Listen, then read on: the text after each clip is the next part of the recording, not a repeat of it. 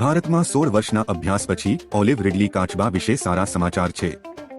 દેખીતી રીતે તેમની સંખ્યા સ્થિર અથવા વધી રહી છે, જે રાહતની વાત છે। આ કાચબા સૌથી નાના અને સૌથી સામાન્ય દરિયાઈ કાચબા છે, જે સરળતાથી તેમના ઓલિવ લીલા શેલથી ઓળખાય છે। તેમની નરીબાડા ખરેખર ખાસ છે, જ્યાં હજારો માદાઓ ઈંડા મૂકવા માટે એક જ દરિયા કિનારા પર એકઠા થાય છે। તમે તેમને પ્રશાંત, એટલાન્ટિક અને હિન્દ મહાસાગરોના ગરમ પાણીમાં જોશો। ઓડિશાનું ગહીરમાથા દરિયાઈ અભયારણ્ય વિશ્વનું સૌથી મોટું માળો બનાવવાનું સ્થળ છે। તેઓ ખૂબ જ બહુમુખી ખાનારા છે, છોડ અને પ્રાણીઓ બંને પર ખોરાક લે છે।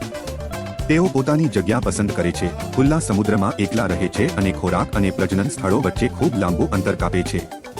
દુર્ભાગ્યે તેઓને હજી પણ રેડ લિસ્ટમાં સંવેદનશીલ ગણવામાં આવે છે અને તેઓ ભારતના વન્યજીવ સંરક્ષણ અધિનિયમ 1972ની અનુસૂચિ 1 અને સાઇટ્સના પરિશિષ્ટ I હેઠળ સુરક્ષિત છે, જે સંરક્ષણ પ્રયાસો ચાલુ રાખવાની જરૂરિયાતને પ્રકાશિત કરે છે।